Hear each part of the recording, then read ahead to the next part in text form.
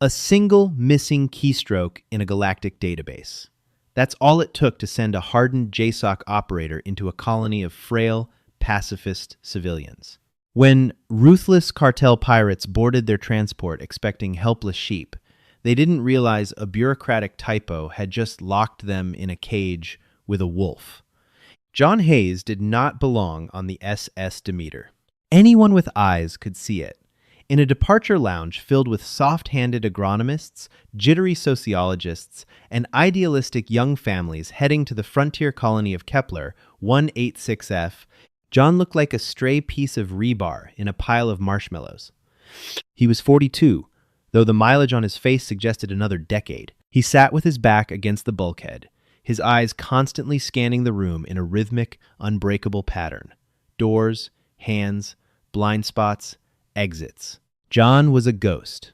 Officially, his file read Government Logistics Contractor. Unofficially, he was a retired Tier 1 operator from the 1st Special Forces Operational Detachment Delta, better known as Delta Force. After 2 decades of Black Ops deployments in the Middle East and Eastern Europe, he had transitioned into the private sector. He took high-threat contracts for groups like Constellation Risk Solutions and Academy, doing the dirty, quiet work that the newly formed United Earth Coalition preferred to keep off the books. His latest contract was supposed to be a security advisory role on Aegis Prime, a hostile, contested mining world on the Outer Rim. It paid a ridiculous sum, enough to finally let him disappear to a cabin in Montana. But bureaucracy is the ultimate equalizer, and artificial intelligence is only as smart as the exhausted clerks inputting the data. At the Seoul Relocation Hub, a low-level processing clerk named Peter Jenkins had been working a 14-hour shift. When John's heavily redacted, DARPA-encrypted file hit Jenkins' terminal, the system demanded an occupation code. Jenkins, fighting off sleep, meant to type Code 88, Private Military Contractor, High-Risk Escort. Instead, his fingers slipped. He typed Code 8, Agricultural Technician, Class 4. Because John's real background was sealed beneath layers of Black Project NDAs, the system accepted the override without a second thought.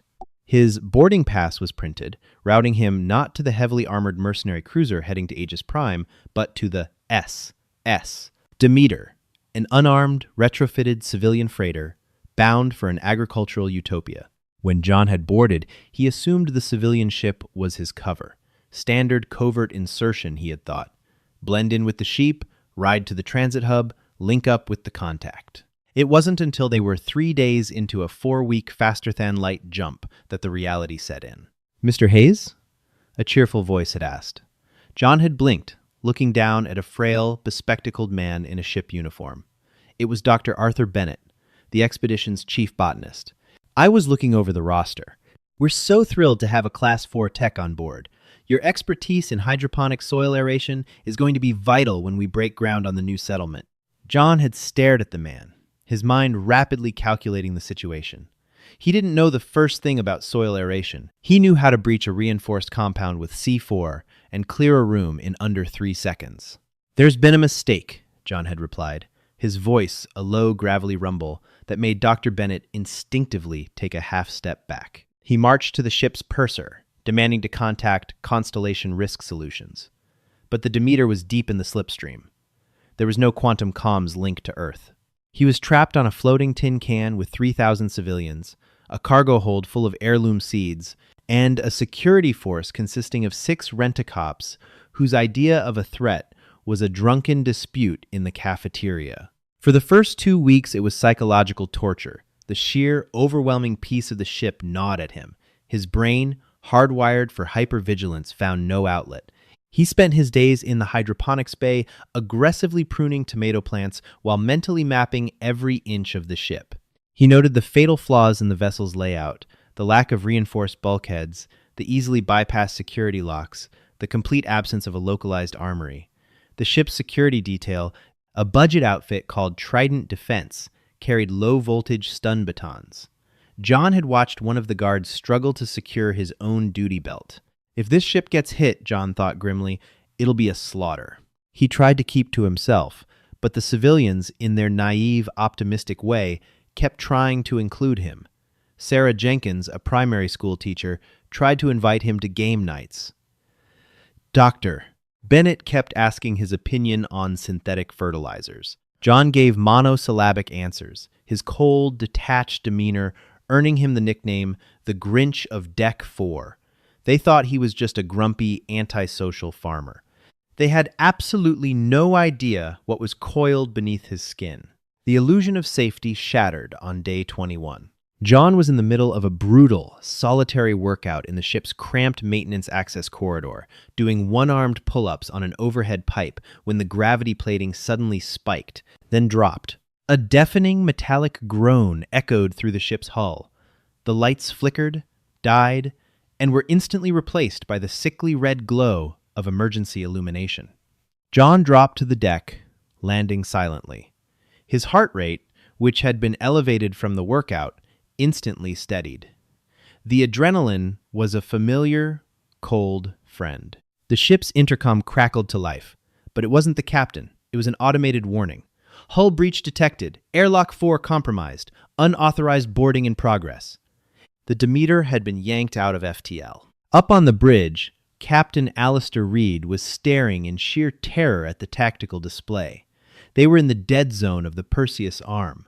Clamped onto their port side was a heavily modified Corsair frigate. These weren't standard pirates.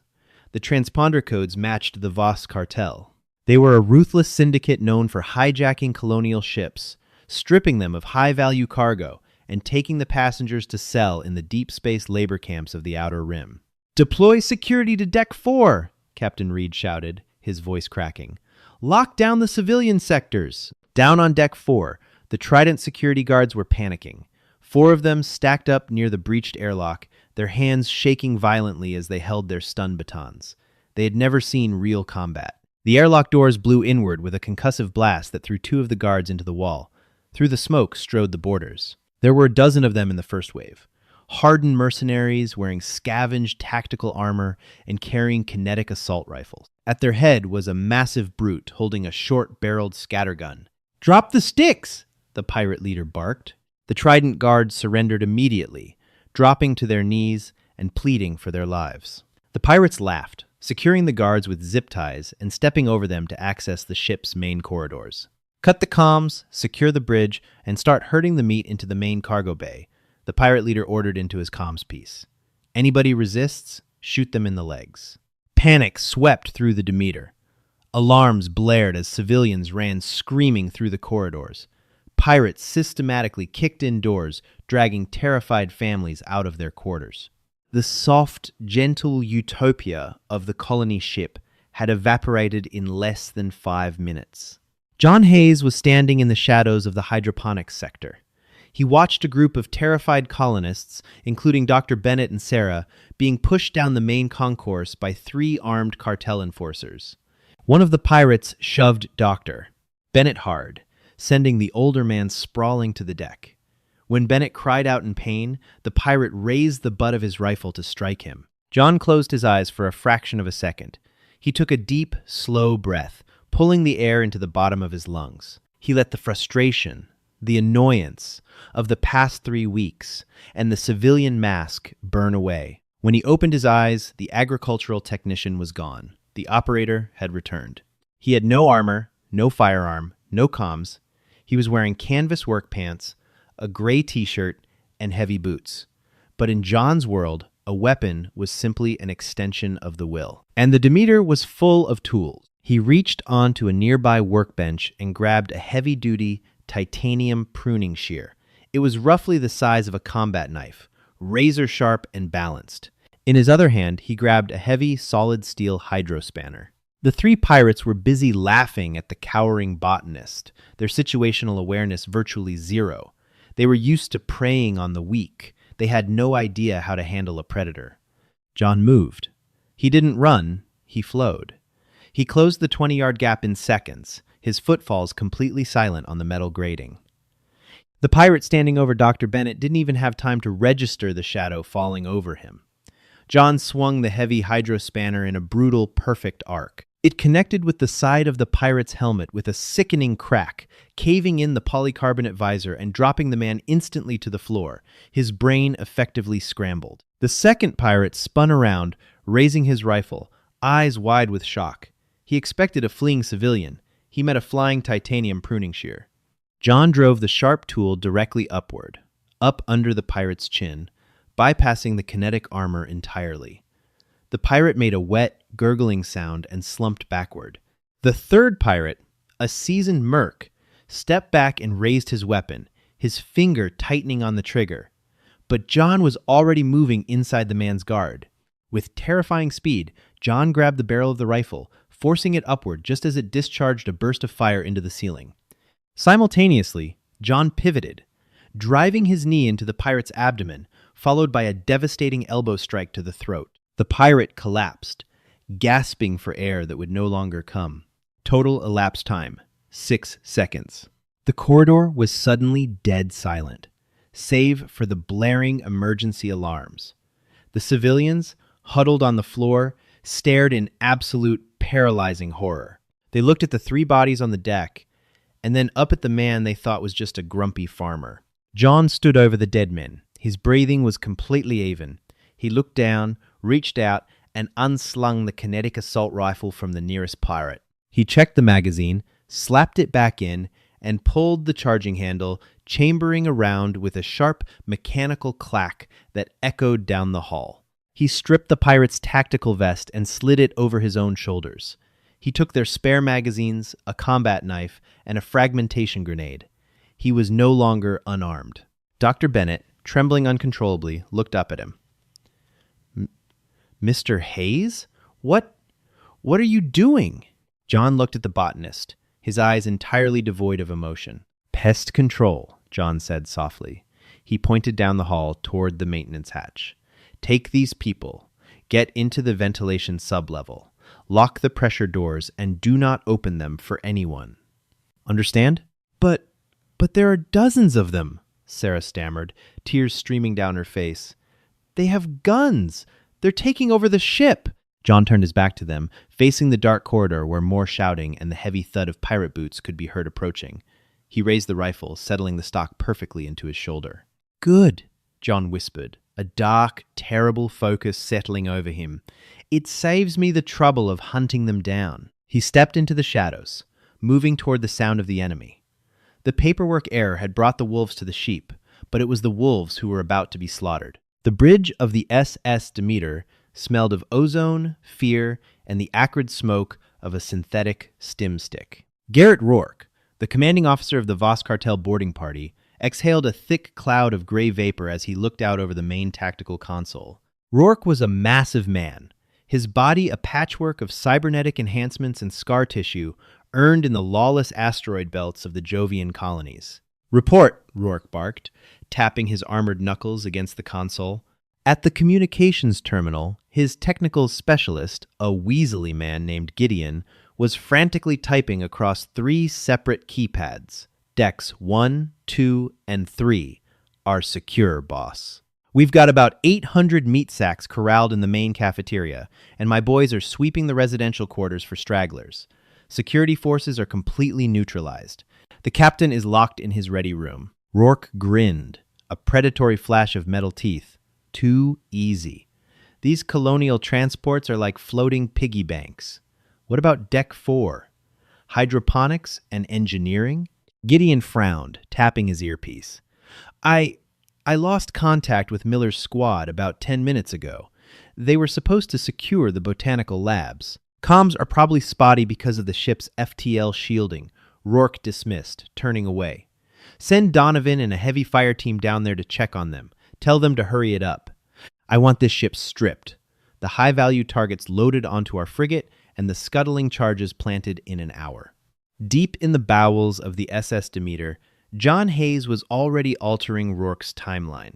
The ship's environmental systems hummed a low, steady drone that masked the sound of John's footsteps. He had abandoned the main corridors entirely. Instead, he was navigating the labyrinthine network of maintenance shafts and ventilation ducts that ran like arteries through the ship. To a civilian, these spaces were claustrophobic, dark, and confusing. To a Delta Force operator, they were highways. He paused above a slatted vent, peering down into the engineering sublevel. Through his scavenged tactical earpiece, he listened to the pirate comms network. He hadn't just taken the dead men's weapons, he had taken their radios. He now knew their call signs, their deployment numbers, and their blind spots. Donovan to boss. A gruff voice crackled in John's ear. "We're on deck 4. Found Miller and his boys." "There. Boss, they're dead." "What do you mean dead?" Rourke's voice snapped back over the frequency. "Security has stun batons." "It wasn't stun batons, Garrett," Donovan replied, his voice tight with unease. "Miller's neck is snapped. The other 2 have kinetic burns at point-blank range, and one of them took a hydrospanner to the face. The security grunts are all tied up in the corner, crying. They said some farmer did this. Said he moved like a shadow." There was a long, heavy silence on the radio. "Lock it down," Rourke finally ordered. "Nobody goes anywhere alone. Shoot anything that isn't wearing cartel colors." John smirked in the darkness. The OODA loop. Observe, orient, decide, act. It was the fundamental cycle of combat. Rourke and his men were reacting to old information, stuck in the orientation phase. John was 3 steps ahead, dictating the tempo of the engagement. He was inside their loop. He dropped silently from the vent into a dimly lit maintenance bay, landing in a crouch. He checked the kinetic rifle, 30 rounds. He had 2 spare magazines and 1 fragmentation grenade. It was a meager loadout, but against an undisciplined enemy, it was an arsenal. "Hello?"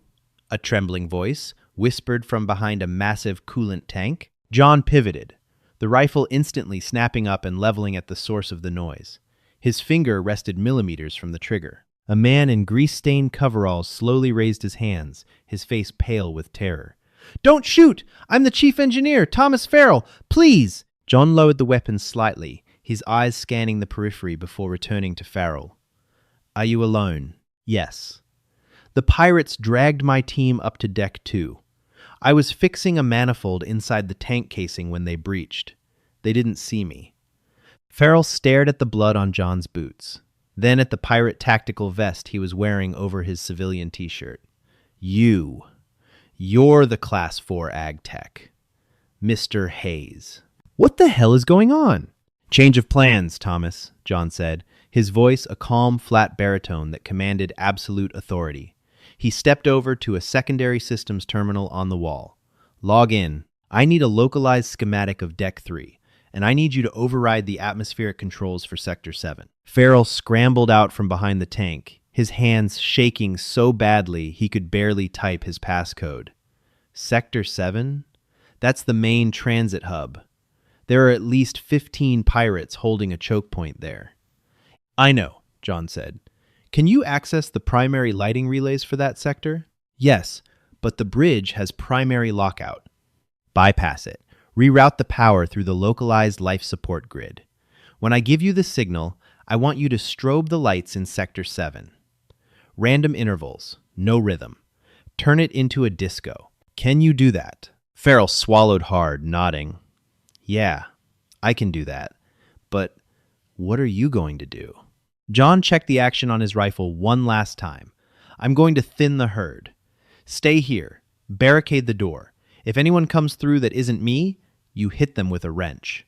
John slipped back into the shadows before Farrell could even process the command. He moved up the maintenance ladder to Deck 3, emerging into a narrow access corridor adjacent to the Sector 7 transit hub. He pressed his back against the cold steel of the bulkhead, taking a tactical mirror, a polished piece of chrome he'd snapped off a bathroom fixture, and angled it around the corner. Farrell was right. 15 pirates were clustered in the wide-open transit concourse. They were highly armed, but terribly deployed. They were bunched up, smoking, talking loudly, and looking everywhere but the fatal funnel, the narrow choke point where John was currently standing. They were relying on their overwhelming firepower to intimidate, utterly neglecting basic perimeter security. John tapped his comms earpiece, broadcasting on an encrypted maintenance channel he had set up with Farrell, Thomas.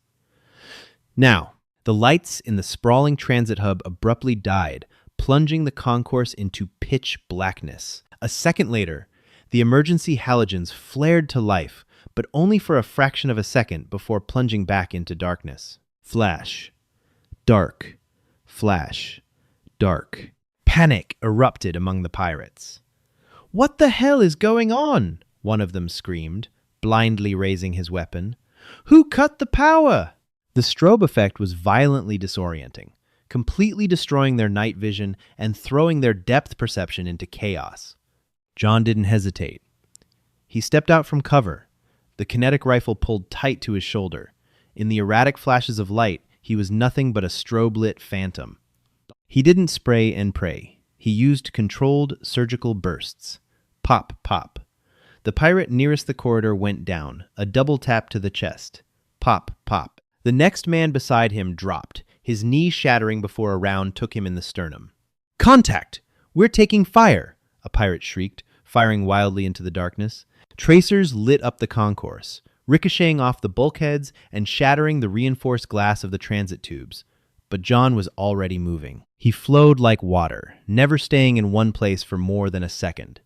The strobe lights masked his movement perfectly. To the terrified pirates, it looked as if they were being engaged by an entire squad. John pulled the pin on his single fragmentation grenade. He cooked it for exactly 2 seconds, counting mentally amidst the deafening roar of blind gunfire, and rolled it across the floor into the center of a group of 5 pirates huddled behind a baggage stanchion. Boom. The concussive wave blew out the remaining light fixtures, leaving the concourse in true impenetrable darkness. Screams of pain echoed through the smoke. John drew his combat knife. It was time for the quiet work. He slipped among the survivors, his movements guided by memory, sound, and the faint glow of the pirate's own tactical gear. A hand clamped over a mouth, a sharp, upward thrust beneath the ribs. A brutal elbow strike to the temple. He dismantled them methodically, efficiently, and without a single ounce of mercy. When the emergency backup lights finally flickered on 3 minutes later, casting a sickly yellow hue over the concourse, John was already gone. All 15 pirates were dead or incapacitated. The only sound was the hiss of a punctured pneumatic line and the frantic voice of Garrett Rourke screaming over the cartel radio network. "Sector 7, report! Donovan, what the hell is happening down there? Talk to me." John stood in the adjoining corridor, wiping his bloody combat knife on his pant leg. He pressed the transmit button on his stolen radio. "Donovan isn't here," John said, his voice chillingly calm over the open frequency. "And if you don't get your men off this ship in the next 5 minutes, neither are you." Garrett Rourke stared at the radio console on the bridge, his face pale beneath his cybernetic plating. The voice on the other end wasn't the trembling, terrified tone of a civilian. It was the cold, dead voice of a professional killer. "Who the hell are you?" Rourke demanded, slamming his fist onto the comms panel. "You think you're a hero? You think you can take on an entire cartel crew by yourself?" "I don't need to take on an entire crew," John's voice crackled back. "I'm already inside your perimeter. Your men are undisciplined, loud, and blind. You've lost 19 men in 20 minutes. Do the math, Garrett. You're bleeding out, and you don't even know where the wound is." Rourke's blood ran cold. The man knew his name. He knew the casualty count. "Gideon!" Rourke roared, turning to his tech. "Trace that signal! Find out where he is!" "I'm trying, boss," Gideon sweated, his fingers flying across the keys. "He's bouncing the signal through the ship's internal PA nodes. He could be anywhere from Deck 2 to Deck 5. Rourke gritted his teeth. He had underestimated the target. He had assumed the S. Demeter was soft. Whoever this man was, he was military. Probably some ex-Earth Coalition special operations ghost hiding out in the outer colonies. But Rourke had a trump card. "Listen to me, you arrogant son of a bitch," Rourke snarled into the microphone. "I don't care who you are. I have over 800 of your precious colonists locked in the main atrium. Men, women, kids. I've got a heavy squad watching them. You have exactly 2 minutes to walk into the atrium with your hands on your head, or I start executing a family every 60 seconds. Starting with the cute little school teacher my boys pulled out of Deck 4. Down in the engineering bay, John listened to the ultimatum. His jaw tightened, the muscles ticking beneath his skin. He remembered Sarah Jenkins, the woman who had persistently tried to invite him to game nights.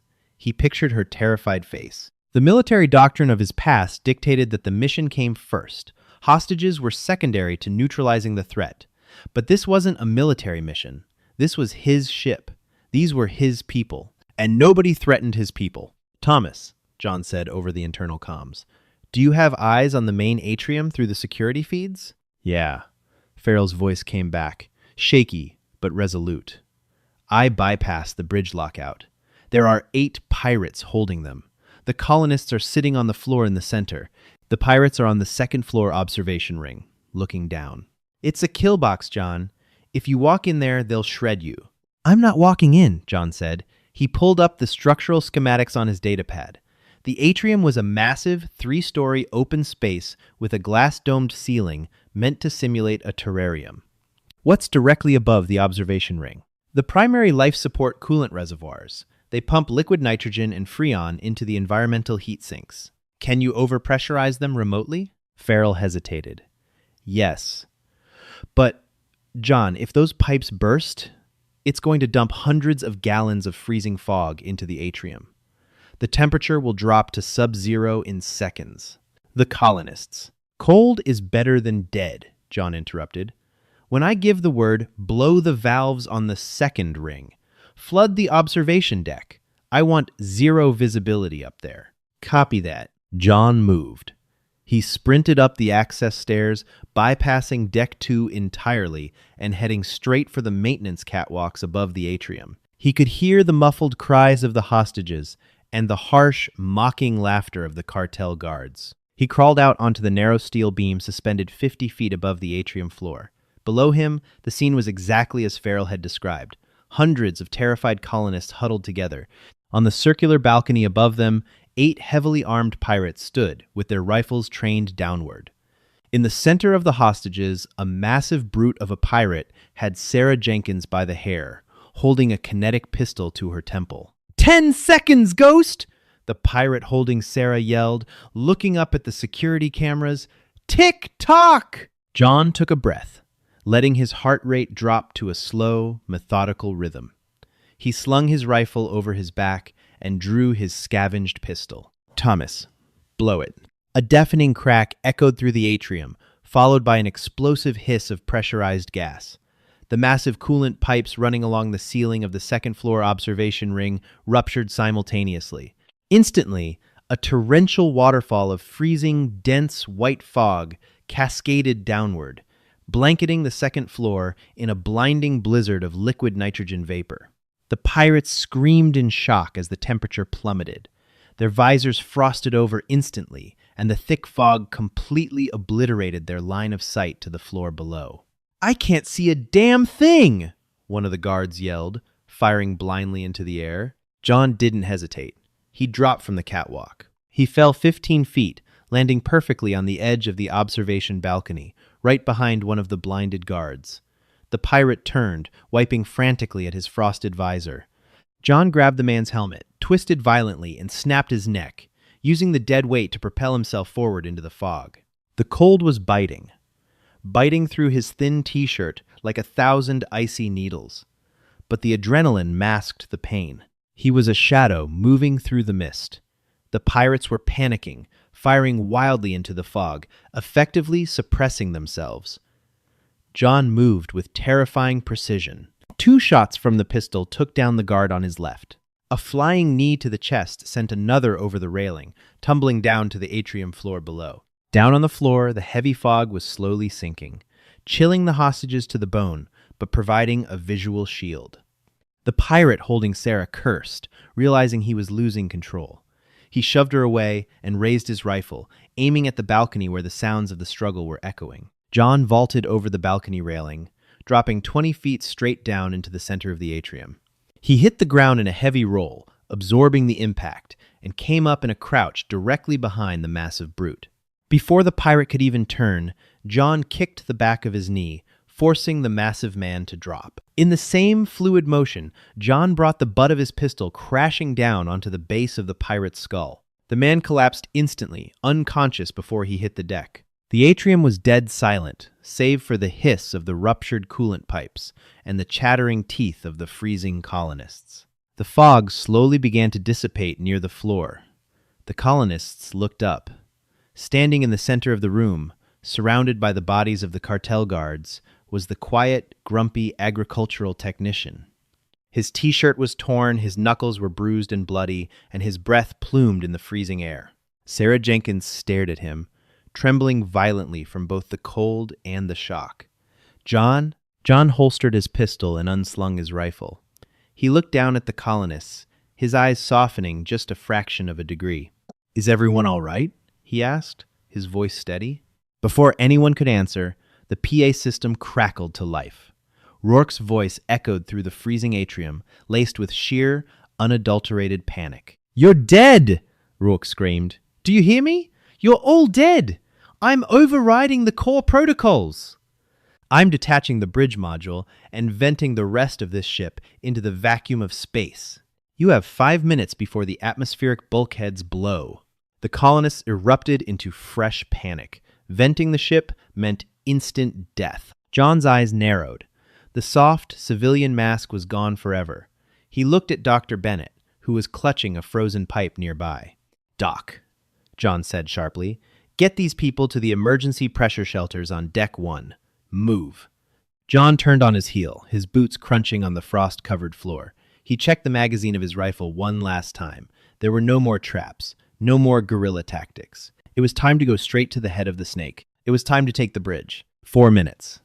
That was all John had before Rourke vented the SS Demeter and turned 3,000 souls into frozen orbital debris. John sprinted up the central stairwell to Deck 1, his breathing measured despite the burning in his lungs. 2 cartel guards blocked the final approach to the bridge. They didn't even have time to shoulder their rifles before John put 2 rounds into each of their center masses, never breaking his stride. He reached the heavy titanium blast doors of the bridge. They were magnetically sealed, glowing with a solid red lockout light. "You're locked out, Ghost!" Rourke's voice barked through the bulkhead intercom, laced with hysterical triumph. 3 minutes! You can't breach Class A armor plating with small arms. Rourke was right, but John hadn't spent his first 2 weeks on Deck 4 merely pruning tomatoes. From his stolen tactical vest, John pulled a canvas sack he'd prepared days ago out of sheer, ingrained paranoia. It was packed with synthetic, high-magnesium fertilizer from Dr. Bennett's botanical lab, mixed with iron oxide he had scraped from the maintenance bay bulkheads. A crude, but incredibly potent homemade thermite charge. He slapped the heavy sack directly against the door's magnetic locking housing, shoved an emergency flare into the center, and struck it. Blinding, white-hot slag ignited. It burned at 4,000 degrees, violently melting through the reinforced titanium as if it were warm butter. The magnetic lock shrieked and shorted out, the heavy metal slag pooling on the deck. John kicked the weakened door. It crumpled inward with a heavy crash. He breached the bridge like a force of nature. Gideon, the tech specialist, scrambled for a sidearm, but John dropped him instantly with a reflex shot to the collarbone. Garrett Rourke roared, charging across the command deck. The pirate leader was terrifyingly fast, his cybernetic legs propelling him forward like a freight train. He swung a massive hydraulic-enhanced fist that would have pulverized John's skull. But John didn't try to block it. He dropped into a calculated slide, dodging the lethal blow by a fraction of an inch, and drove his combat knife directly upward into the exposed, unarmored joint behind Rourke's mechanical knee. Pressurized hydraulic fluid sprayed across the deck. Rourke screamed, his mechanical leg buckling instantly. Before the giant could recover, John was back on his feet. He grabbed Rourke by his heavy tactical harness, shoved him violently backward onto the main console, and jammed the hot barrel of his kinetic rifle directly under the pirate's chin. "Cancel the venting sequence," John whispered, his eyes like dead iron. "Now." Rourke, gasping in pain and staring into the face of absolute, unyielding death, weakly tapped his command override code into the terminal. The blaring red alarms abruptly silenced. The ship was safe. John exhaled, lowering his weapon. He hit Rourke with a brutal right cross, knocking the pirate unconscious, then systematically zip-tied the survivors to the structural pillars. 48 hours later, a heavily armed recovery cruiser docked with the Demeter. The hull bore the insignia of Academy, the Earth-based private military contractor John was contracted by. A tactical squad breached the airlock, weapons raised, expecting a bloodbath. Instead, they found dozens of cartel pirates neatly bound in the cargo bay, completely neutralized. The Academy commander, a scarred veteran named Mitchell, slowly lowered his rifle as he spotted John sitting on a supply crate, calmly eating an apple. "Hayes?" Mitchell asked, utterly bewildered. "HQ had you listed as MIA. You were supposed to be leading our security detachment on Aegis Prime. What the hell are you doing on a pacifist farming ship?" John took a bite of the apple, looking back toward the corridor where Dr. Bennett and Sarah were waiting for him. "Clerical error," John replied flatly. "But the soil aeration is fantastic." That's a wrap on the explosive saga of John Hayes. A single paperwork typo turned a routine cartel raid into an absolute nightmare for the bad guys. If you enjoyed this HFY sci-fi thriller, hit that like button, share it with your friends, and subscribe to the channel. Drop a comment below on what kind of badass human stories you want to hear next.